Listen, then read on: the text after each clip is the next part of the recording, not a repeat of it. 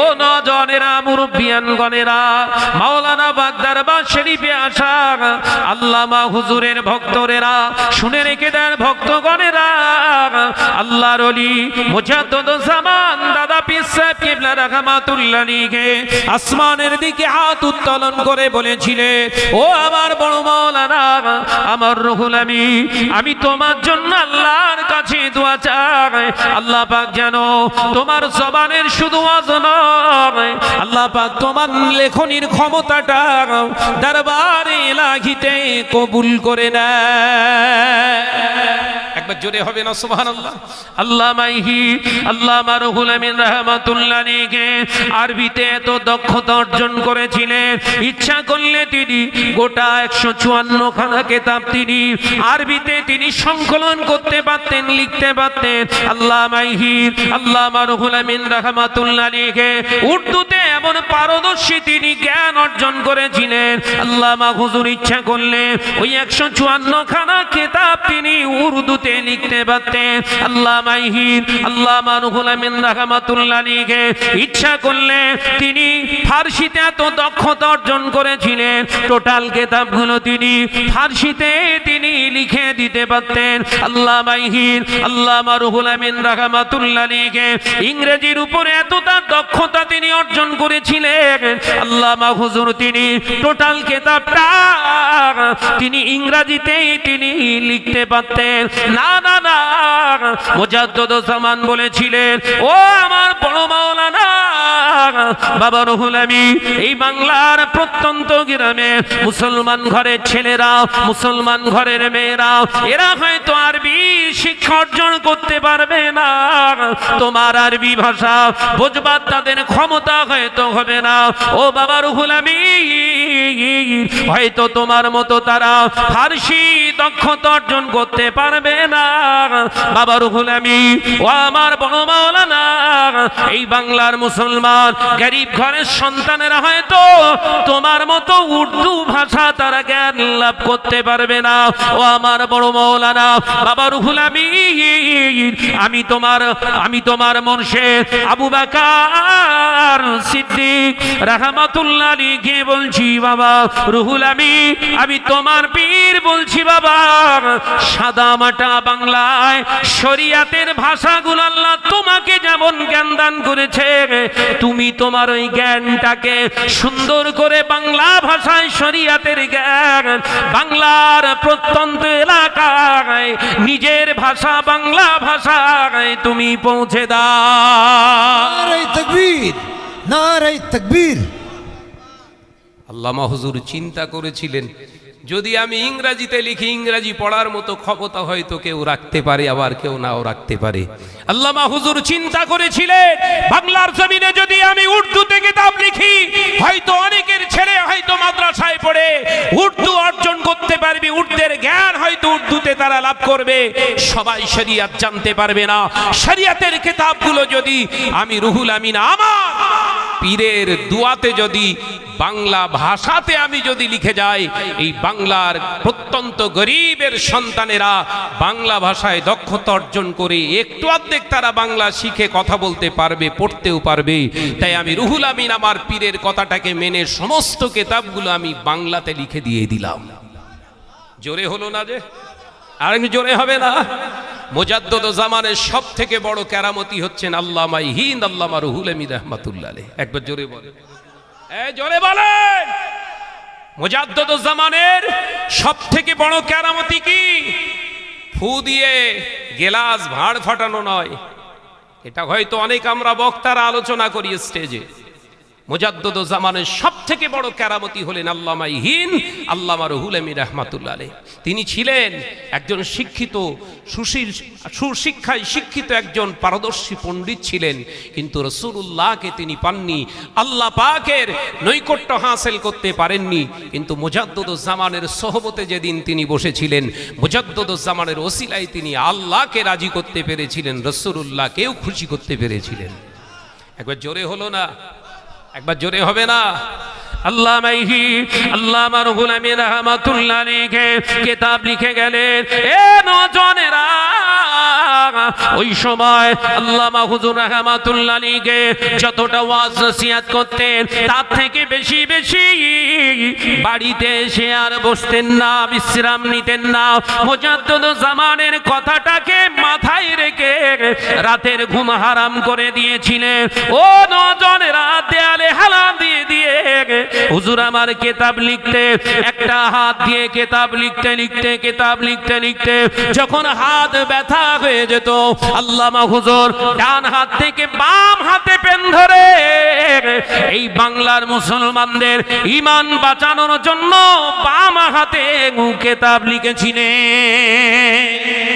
একবার জোরে বলেন, আর একটু জোরে বলেন। সেই দরবারে এসেছি আমরা, কিন্তু অবাক কপাল ফাটা আমরা এতটাই হয়েছি, আজকে সেই দরবারে এসে বসি না, আমরা বাজারে হই হই করছি। কি করে পাবো মুজাদ্দিদুজ্জামানের নেক দোয়া, আল্লামা হুজুরের নেক দোয়া কি করে পাবো? অবাক হয়ে যায়। আমি এসছি, এসে মাগরিবের হুজুর কেবলারা বলেছিলেন তুমি এসে কিন্তু ইফতার করবে, মাগরিব এখানে পড়তে হবে। আমি সেই মতো বাড়ি থেকে আসরের নামাজ পড়ে বেরিয়ে এখানে এসে আল্লাহ করিয়েছেন ইফতার করেছি। তারপর থেকে মনটা খুব খারাপ হয়ে আছে। রাস্তাঘাটে যে পরিমাণে দর্শক বা মুসলমানরা ঘোরাফেরা করছে, যদি আজকে এই মজলিসে বসতো, এই মজলিসে জায়গা দেয়া যেত না। এই কথা ঠিক না ভুল জোরে বলে? কিন্তু মাথায় এমন পোকা ঢুকে গেছে, এসছে আগে কেনাকাটা করো, হবে না। ওয়াজ তো সারা জীবনে শুনছি, পরে শুনে নেবো গুনি। নামিয়াজি বাড়িতে ওয়াজ শুনবেন, মোবাইলে ওয়াজ শুনবেন, অন্য মজলিসে ওয়াজ শুনবেন, ও জলসা ওয়াজ শোনা আলাদা। এই মজলিসে যতক্ষণ বসে থাকবেন জানবেন অন্য মজলিসের তুলনায় এই মজলিসের রনকটা আলাদা। তার কারণ আপনি আল্লামা হুজুরের মজলিসেতে বসে আছেন। একবার জোরে হবে না? সব মজলিস এক করবেন না, সব জলসা এক করতে যাবেন না, তাহলে গুলিয়ে ফেলবেন, তালের সঙ্গে তিল গুলিয়ে ফেলবেন। সব দরবার এক দরবার মনে করবেন না, এক একটা দরবারের মর্তবা দরজা আল্লাহ দিয়েছে।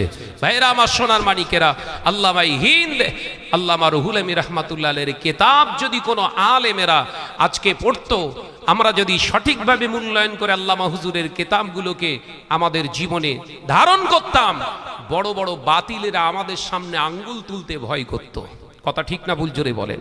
কোন জায়গায় অভাব রেখে যাননি তিনি।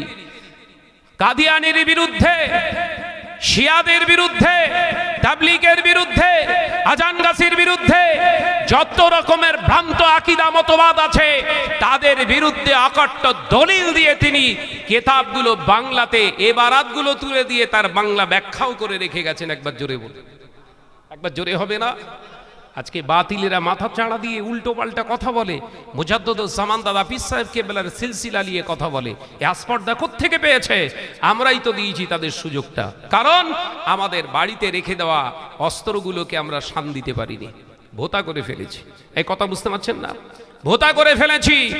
আজকে বাংলার জমিনে মুজাদ্দিদুজ্জামানের তৈরি করা বাগান, আল্লামা হিন্দের তৈরি করা বাগান, এই বাগানে নতুন করে কোন হতম বাচ্চার জন্ম হবে, আর সেই হতম বাচ্চা আলাদা নিজে তৈরি করবে আপনার নিজের দরবার।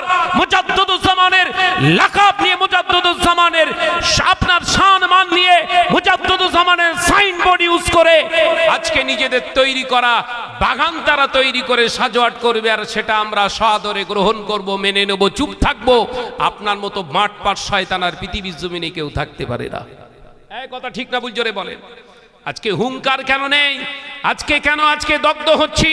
আজকে কেন আমরা মুসলমানরা, কেন আজকে বাংলার মুসলমান মুজাদ্দিদুজ্জামানের তৈরি করা বাগানের ভিতরে এত কেন খারাপি আসছে, এত কেন খারাপি ঢুকছে? তার কারণ এ হাল তো মেরা চাল হে, মকসদ তো তেরা মাল হে। কথা বুঝতে পারছেন না? এ হাল তো তেরা চাল হে, মকসদ তো তেরা মাল হে। আমাদের লক্ষ্য ছিল এটাই, কিছু মাল মেটেরিয়ালস, নিজের জীবনে অর্থ সামগ্রিক কামাই করা। ওই জন্য মুজাদ্দিদুজ্জামানে আল্লামা হুজুরের সাইনবোর্ডটা ঠিক রেখে দিয়েছি। কথা বুঝতে পারছেন না? আল্লামা হুজুরের সাইনবোর্ডটা ঠিক রেখেছি, মুজাদ্দিদুজ্জামানের সাইনবোর্ডটা ঠিক রেখেছি, রেখে ভেতর দিয়ে কুরে কুরে কুরে কুরে বাংলার মুসলমানদেরকে পথভ্রষ্ট করার পরিকল্পনা করছে। কিন্তু আজকে অনেক আলেম রয়েছে, অনেক বক্তা রয়েছে, অনেক শিক্ষিত সমাজের বড় বড় সাইয়েদ আলেম নিজেদেরকে দাবি করে। লজ্জা থাকা উচিত। তাদের বিরুদ্ধে কথা বলার মতো তাদের সৎসাহস এখন অন্তরে তৈরি হয়নি। আল্লামা হুজুর পারলে ইচ্ছা করলে আজানগাছির বিরুদ্ধে, আল্লামা হুজুর ইচ্ছা করলে তাবলীগের বিরুদ্ধে, আল্লামা ইচ্ছা করলে তিনি ওই এমনি করে বাতিল ফেরকাদের বিরুদ্ধে, ফকিরদের বিরুদ্ধে কিতাব লিখতেন না। ইচ্ছা করলে তিনি তো বাড়িতে বসে থাকতে পারতেন, পারতেন না? পারতেন না। কেন তিনি কলম চালিয়েছিলেন? কেন তিনি প্রতিবাদ করেছিলেন? কেন তিনি শয় শয় বাহাজের ময়দানে গিয়ে দীপ্ত কণ্ঠে ঘোষণা করেছিলেন, তাদের বিরুদ্ধে জেহাদ ঘোষণা করেছিলেন? আল্লামা হুজুর চিন্তা করেছিলেন বাংলার জমিনে আমার পীর মুজাদ্দুজ্জামান দাদা পীর সাহেব কেবলা রাহমাতুল্লাহ আলাইহি তৈরি করা বাগানে কোনো হতম পেঁচার উৎপাত হবে, আর আমি রুহুল আমিন যদি সেটা মেনে নেই, কিয়ামতের দিনে আমার পীরের সামনে আমি দাঁড়াতে পারবো না। কথা বুঝতে পারছেন না? আল্লামা হুজুর পরিশ্রম করে করে জবান দিয়ে যেমন বলেছিলেন, কলম দিয়ে লিখেছিলেন। আজকে নিজেদেরকে বিরাট বড় বড় হেতা হোতা ভাবতে শুরু করেছি। আমাদের ক্ষমতা হয় না, জবান দিয়েছে বলার, স্টেজ দিয়েছে, কিন্তু সেখান থেকে হুঙ্কার আওয়াজ দেওয়ার মতো ক্ষমতা নেই। তার কারণ আমাদের দরকার দুটো পয়সা, আমাদের দরকার সমাজে একটু সমাদৃত হবার। কারণ হয়তো আমি বললে, হয়তো আমি প্রতিবাদ করলে সমাজে আমায় সবাই হয়তো গালাগালি করবে, খারাপ মন্তব্য করবে। দরকার নাই, যে যার মতো চলুক, আমি আমারটা নিয়ে চললেই হয়ে যাবে। শুনুন, আমি গুনাহগার মোহাম্মদ শাহনওয়াজ আপনাদের বলে যাচ্ছি, এই আলেমগুলো কিয়ামতের দিন ধরা পড়বে মুজাদ্দুজ্জামান এবং আল্লামা হিন্দের সামনে। ওরা মাথা তুলে দাঁড়াতে পারবে না। এদের বিরুদ্ধেই মুজাদ্দুজ্জামান, আল্লামা হিন্দ, আল্লামা বড় মাওলানা হুজুর রহমাতুল্লাহ আলাইহি, এদের বিরুদ্ধেই আল্লাহর দরবারে অভিযোগ করবে। আল্লাহ, আমরা তৈরি করে রেখে এসেছিলাম। এরা দুনিয়ার জমিনে বড় বড় মৌলানা সেজে দুনিয়ার জমিনে ঘুরত, কিন্তু এরা প্রতিবাদ করতো না। সেই সরলতার সুযোগ নিয়ে, চুপ থাকার সুযোগ নিয়েই তো আমাদের তৈরি করা বাগানটা এরাই নষ্ট করে এসেছিল। অর্থাৎ এর জন্য এরাও খানিকটা দায়ী। জবাব দিতে পারবেন না সেদিনে, কোনো প্রশ্ন নেই, এখানে কোনো কথা আসবে না। এখানে একটাই, যদি মনে করেন মুজাদ্দুজ্জামান দাদা পীর সাহেব কেবলা রাহমাতুল্লাহ আলাইহিকে মহব্বত করি, আল্লামা হুজুরকে যদি মহব্বত করি, তাহলে প্রত্যেকের দায়িত্ব কাঁধে তুলে নেন। এই বাগান নোংরা হওয়ার কোনো জায়গায় আমরা দেবো না। কোনো অবস্থাতে এই বাগানে কোনো রকম খারাপি আসবে, ঢোকানোর চেষ্টা করবে, আমরা মেনে নেবো না। সেই জন্য আমি আমার সংক্ষিপ্ত বক্তব্যের মাঝখান থেকে এতটুকুই আপনাদের কাছে পেশ করতে চাই। সাবধান হন। বাতিলদের চিনতে আমরা অনেকেই হয়তো দেরি করেছি, কিন্তু আল্লাহ পাকের খাস রহমত, মুজাদ্দুজ্জামানের নেক দোয়া, রুহানি দোয়া এবং পাশাপাশি আল্লামা হুজুরের নেক দোয়াই বহিঃপ্রকাশ হয়ে গেছে আসলে সিলসিলা কারা আর সিলসিলার ক্ষতিকারক অস্ত্র কারা। কথা বুঝতে পারছেন না? অনেক দেরিতে হলেও প্রকাশ ঘটেছে। অর্থাৎ এখন সক্রিয়তা অবলম্বন করুন। এখনো যদি সক্রিয়তা অবলম্বন না করেন, এখনো যদি বলেন না দরকার নাই, ভেদাভেদ করে দরকার নাই, আরে ভাই ভেদাভেদ আমার তো অন্য কোথাও নয়। আমি দেখবো আমার মুজাদ্দুজ্জামান দাদা পীর সাহেব কেবলা সাইনবোর্ডটা নিয়ে অন্য আপনার মতবাদের কাজ করছে, তখনই তো আপনি প্রতিবাদ করবেন। আপনি আপনার কাজ করুন, সাইনবোর্ডটা খুলুন। এই কথা ঠিক না ভুল জোরে বলেন? এই কথা ঠিক বলছি না জোরে বলেন? আপনি আপনার কাজ করুন, যে সিলসিলার মতবাদ আপনি প্রচার করতে চাইছেন বাংলায় করুন, কিন্তু দাদা পীরের ওই সাইনবোর্ডটা খোলা লাগবে। আপনি সামনে লিখে রেখেছেন নকল হইতে সাবধান, অথচ আপনার টোটাল মালটাই নকল। এটা কি করে সম্ভব? এই কথা ঠিক জোরে বলেন না? আমরা তো সেগুলোই খাচ্ছি, সেইগুলোই তো বেশি বেশি খাওয়ার চেষ্টা করছি।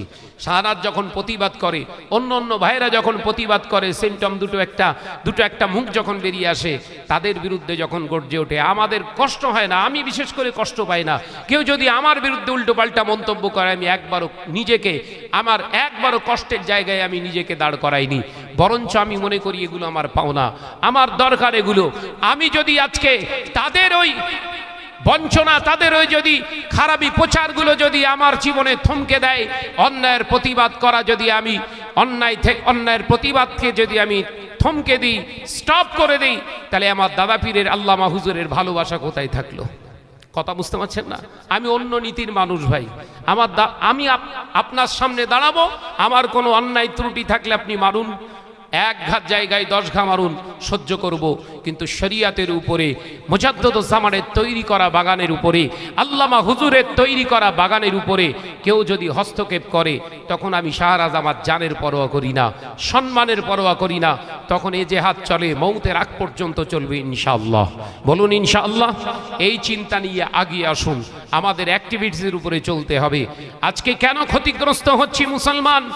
একটাই কারণে, আমাদের মোর্শেদ কেবলাদের রেখে যাওয়া তৈরি করা রাস্তাগুলো আমরা অন্বেষণ করার চেষ্টা করছি না। ভাইরা আমার, নওজওয়ানেরা, মুরব্বিয়ান গরেরা, মুজাদ্দিদুজ্জামান আমির শরিয়া আলা হযরত দাদা পীর সাহেব কেবলা রাহমাতুল্লাহ আলাইহি তিনি দেখিয়ে গেছেন, মুরিদ যদি হতে হয় আমার রুহুল আমিনের মতো হও, মুরিদ যদি হতে হয় আমার আল্লামা নিসানুদ্দিনের মতো হয়ে যাও, মুরিদ যদি হতে হয় আমার ডক্টর শহীদুল্লাহর মতো হয়ে যাও, মুরিদ যদি হতে হয় আমার আব্দুল আজিজ সাহেব কনকপুরীর মতো হয়ে যাও, মুরিদ যদি হতে হয় শাহ সুফি আব্দুল মোমিন সাহেব রাহমাতুল্লাহের মতো হয়ে যাও, মুরিদ যদি হতে হয় আমার মুরিদ আব্দুল মাহবুব ফারুকী রাহমাতুল্লাহি আলাইহি হুজুরের মতো হয়ে যাও।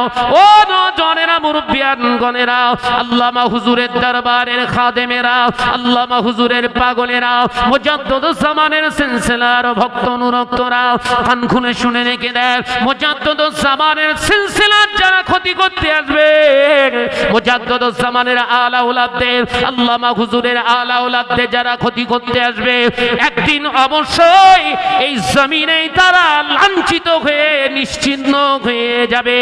এ দায়িত্ব আমার আল্লাহ পাক নিজে কুদরতি হাতে নিয়ে নেবে।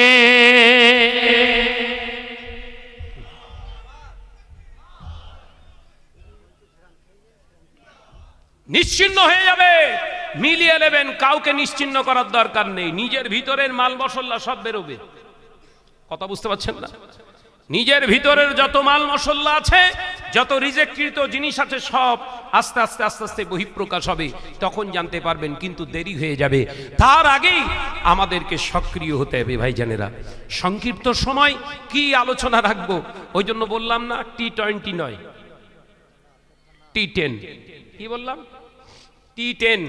যতটুকু আলোচনার দরকার ছিল সেটা আমি মূল্যায়ন করতে পারিনি। আমি আফসোস, আমি আমার যতটুকু সময় আল্লামা হুজুরের দেওয়া নেক নজরের ভিতর থেকে যতটুকু তিনি সময় বরাদ্দ করেছেন, আমার মনে হয় ততটুকুই আমি বলতে পেরেছি। ঢেকে লও রাসূলুল্লাহ রওজা পাকের কিনারে, আমি সইতে পারি না বিরহ ব্যথা, ধন্য করো দিদারে।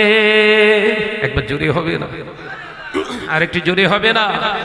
ডেকে লও রাসূলুল্লাহ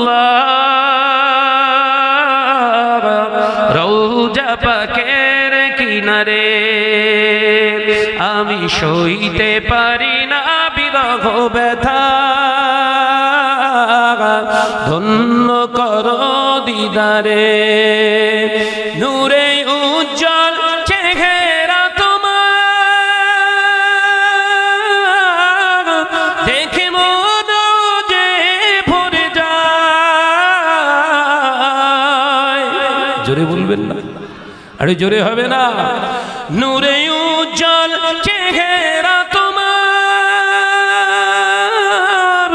দেখে মন যে ভরে যায়, তোমার ওই গুম্বদে খাজরা দেখে ঈমানও বেড়ে যায়। জোরে হবে না? নারায়ে তাকবীর। দেখে লও রাসূলুল্লাহ রওজা পাকের কিনারে, আমি সইতে পারি না বিরহ ব্যথা, ধন্য করো দিদারে। আল্লাহুম্মা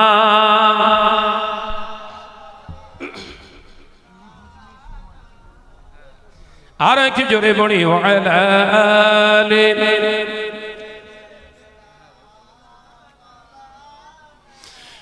মদিনার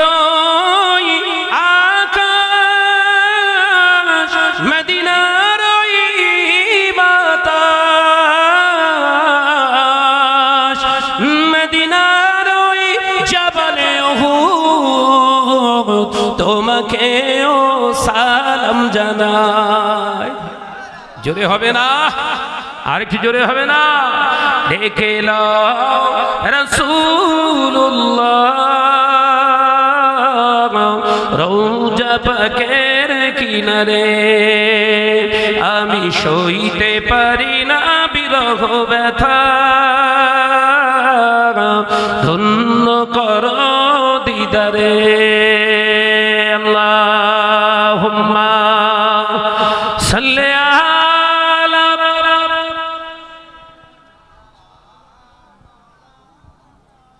আরো জোরে পড়ে ওয়ালা আলি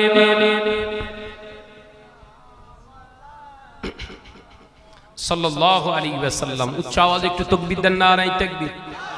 একটু আওয়াজ দিন না মোর বাপ, নারায়ে তাকবীর। আওলাদে আল্লামা হুজুর কিবলা, আওলাদে আল্লামা হুজুর কিবলা গান, আওলাদে মুজাদ্দিদুজ্জামান হুজুর কিবলা গান, নারায়ে তাকবীর। আসসালামু আলাইকুম ওয়া রাহমাতুল্লাহ।